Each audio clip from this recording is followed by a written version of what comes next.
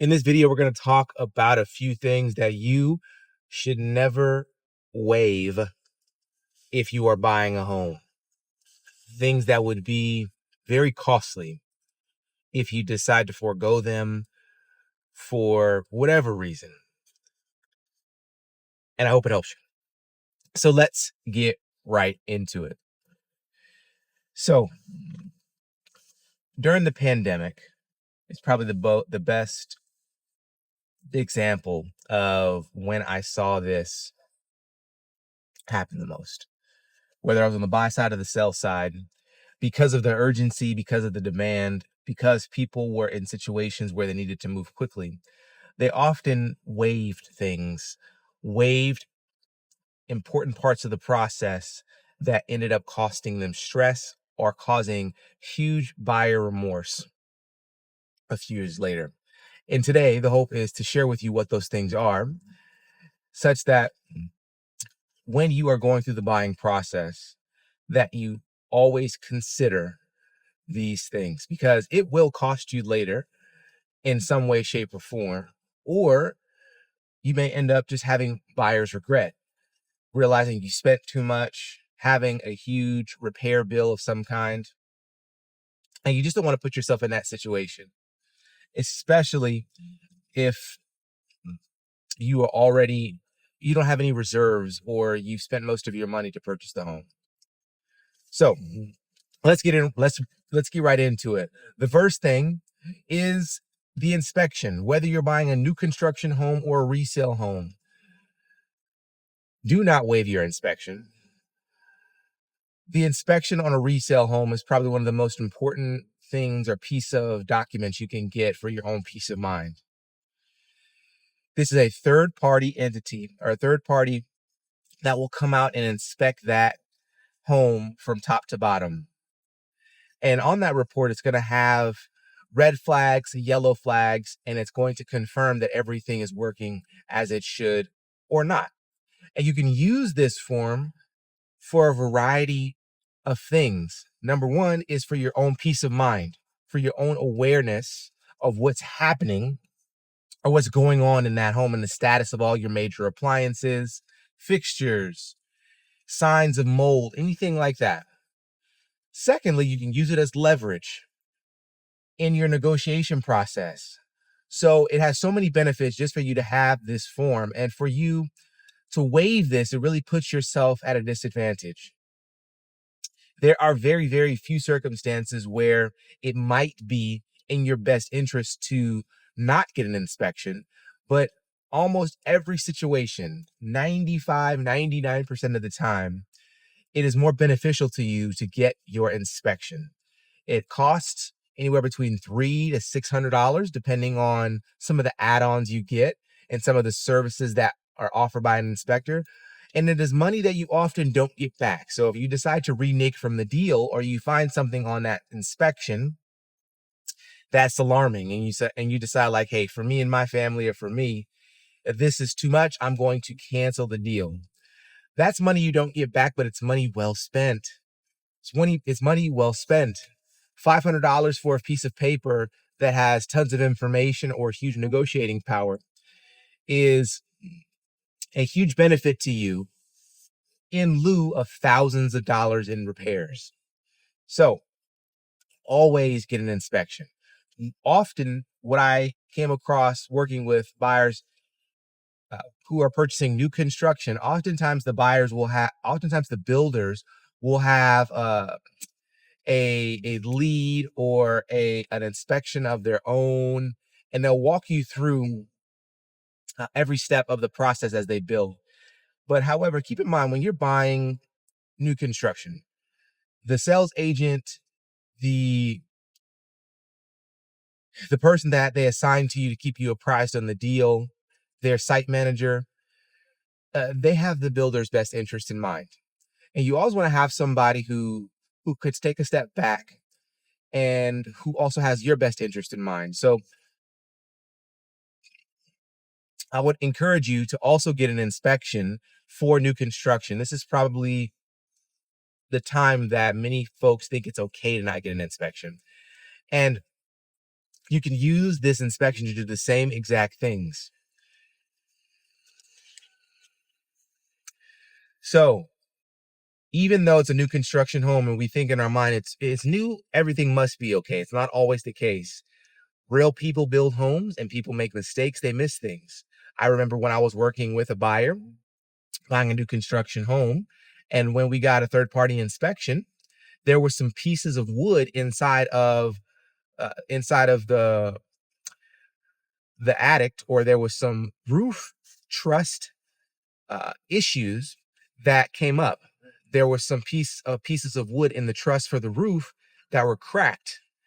And also, when they put the roof on, the plywood for the roof, there was some gaps in between where the roof meets like this, the space in between. And if we wouldn't have gotten an inspection, we would have missed these things. So, and they fixed it. They fixed it because we brought it to their attention. So make sure you get an inspection, whether you're buying a resale home or a new construction home. Second, if you are buying a home with a septic tank, get a septic tank inspection. Get a septic tank inspection.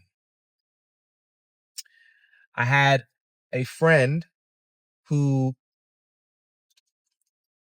purchased a home who had a septic tank and did not get it inspected. They moved into the home. They had a regular inspection and everything looked like it worked properly. No odd smells, the toilet flushed. It didn't look like there was any obvious pipe issues. About a year and a half later, they walked into the home and they smelled something rancid. It smelled like waste throughout their home. A few days later, the water from the toilet had backed up into their bathroom and eventually spread into their hallway and their living spaces. Waste water. What happened? There was an issue with the septic tank, and it caused the pipes to back up and wastewater to overflow and back up into their home. Come to find out, there was issues with the septic tank, and a simple inspection would have caught that and allowed time to recover. So it was a major concern, not only for the cleanup, but also to eventually get that septic tank replaced. So if your home is on septic, it's very important that you get a septic tank inspection. They may have to come out there and dig it up. If they have a septic tank lid, they can simply drop a pipe in there or open that lid up and take a look. But you want to make sure that you understand what you're getting into. If you are considering or in need of a real estate professional, I can help. I got your back. I have a list of vetted professional real estate agents in your local area, whether you're here in Georgia or in a different state. Folks reach out to me often looking for a real estate professional in their area, and I built a network of agents that I can connect you with, whether you're buying, selling, or looking for an investment property. I'm happy to connect you with these agents who will take great care of you and help you in that process. If that's you, scan the QR code that pops up on the screen, or go ahead and click the link in the description below and fill out that form, and someone from my end or myself will reach out to you and connect you with someone in your area to help you during this process. It could be a lot, and the additional burden of having to interview agents, look at their credentials, find someone that has a track record can be a bit overwhelming, especially if you're not familiar with the area. So I'm happy to help with that, and I look forward to connecting with you. This way you can make the best decision for you. A septic tank is something that most folks are not even familiar with. They've always dealt with public sewer, and I've had some folks that didn't even know they had a septic tank. They didn't even know it. I remember a story one time that a seller sold their home and had no idea that their home was even on septic. So it is one of those things that not only do you want to know, but before you buy a home, you want to get it inspected. This way, you know to pump it, replace it, or any signs that could cause concerns for you later on in your home ownership process. The next is the appraisal. The appraisal is an interesting situation. So I would not recommend you skip the appraisal at all. The appraisal is very valuable to determine the value of your home. Oftentimes, if you're getting a loan or you're getting financing, you can't skip the appraisal. It's your loan is contingent upon it. However, if you're paying cash or you're an investor, you do have the right or the option to waive your appraisal. I've seen this quite a bit. If folks want to become more competitive, if they believe what they're paying based on their own calculations is what they should be paying. But the appraisal, again, is a third-party inspection that gives you an idea of what that home is worth. Now, sometimes appraisals can be subjective, and sometimes I've had folks get more than one appraisal to make sure that there is some consistency to what the value of the home is. However, why get or why not waive your inspection? You don't want to waive your inspection because it's leverage. Again, it's leverage and it is an indication of the value of your home. Again, as a buyer, you want to have as many lever points to protect you during the process as you can. And an appraisal not only is an indication of value and how much that home is worth, it can also be used for negotiation process in terms of price. So never skip the appraisal. Never skip the appraisal. And there are a few potential exceptions if you're buying like a fixer-upper or a home that needs some work. But we're not talking about that in this video. Most of the time, most of the folks that I work with are folks who are buying a home to live in with their family or for themselves. The next thing you never want to waive when buying a home is your financing contingency. If you are getting a loan on a home, FHA, conventional, VA, often it has a financing contingency that is submitted with your offer. This protects you as the buyer in case things happen with your finances. There are a few exceptions where, no matter what happens, or maybe after your due diligence period, you can't renege from the deal. But a financing contingency allows you to essentially back out from a deal if something happens with your financing.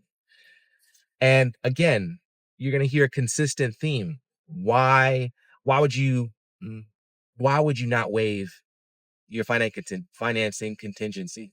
The biggest and most obvious answer again is leverage and protection. If something happens between you and your lender that disqualifies you after you've already made an offer and it's been accepted from buying that home, a financing contingency normally has language that would allow you to back out of that deal and get your earnest money back. But if you waive your financing contingency, you are essentially saying, no matter what happens with my finances, I'm going to still purchase this home or move forward with this home. And although that sounds good, that makes you a very competitive buyer. It puts you in a position that's very risky. And your finances better than anybody. If you got something that may pop up, some sort of lien, some sort of bill that you have to pay, something to do with your taxes. So I would say be aware that a financing contingency protects you and gives you leverage as a buyer. I saw, even during the pandemic and in some circumstances, more so with investors, waiving the financing contingency put them in a position of power to continue to get the home. They really wanted it. But I would always say, take a step back and see if it's worth it. You are taking on a lot of risk and uncertainty if you waive your financing contingency, and I do not recommend it. So the next thing that I would recommend that you never waive is your financing contingency. The next thing that you should not waive is the right to look and inspect your HOA documents. There are more and more homes being built with HOAs in these big communities. And when I speak to a lot of folks, they have these plans for their home to build a fence, to knock down trees, to build a pool. to do all sorts of things. And many HOAs don't allow these things. And most folks find out the hard way after they've already purchased a home because they didn't look at the HOA covenants, rules, and restrictions. And this has really pissed some folks off or really turned them off from HOAs because they expected to be able to do whatever they want in their home. Your home, you purchased this home. They wanted to build a pool or build a certain type of fence, and they realize that they can't. Or they do it anyway and find out the hard way that an HOA can put a lien on your home for not paying the fees that they apply for you breaking the rules.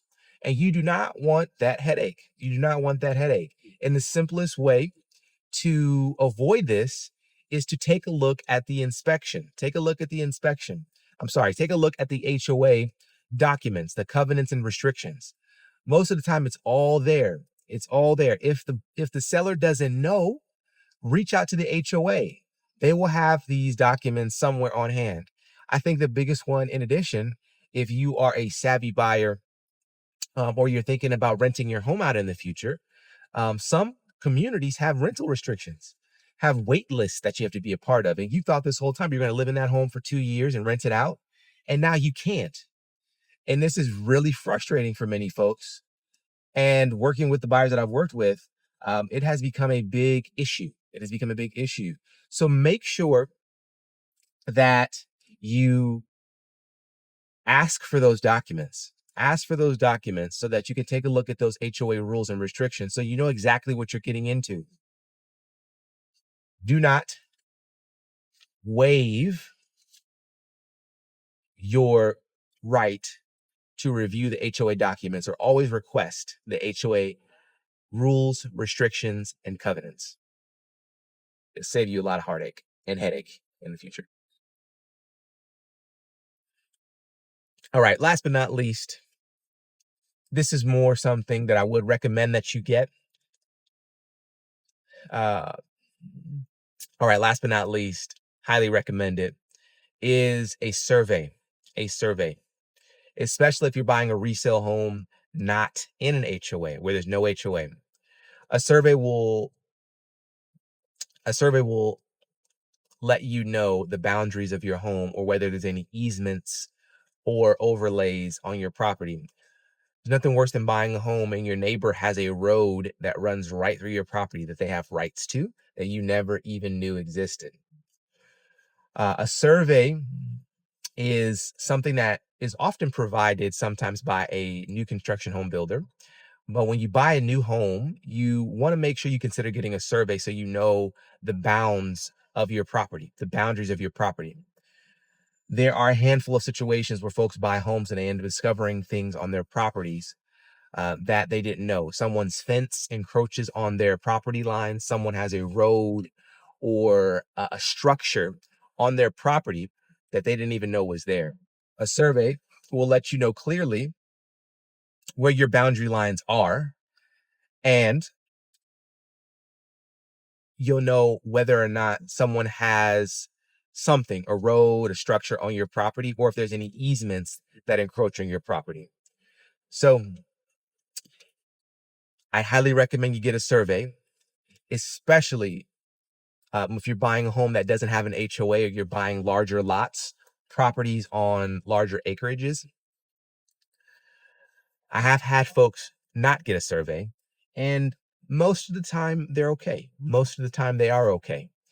But if you're concerned, if you're thinking about doing things on your property, building things on your property, or if you're buying a property with no HOA, I highly recommend getting an HOA either way, but more so if you're buying a home on some land or you're buying homes outside of HOAs. It is a very, very beneficial piece of paper, a piece of information document to have. And it is, I've heard some interesting stories about what folks discover that runs through their property or on their property, and they didn't even know that it was there. And a survey would have solved that problem.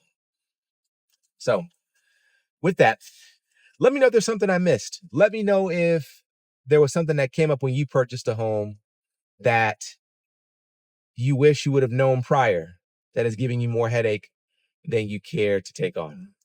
With that, I appreciate you all watching. Thanks for hanging out with me during this video. Thank you so much for watching, and I will see you all in the next video. Take care.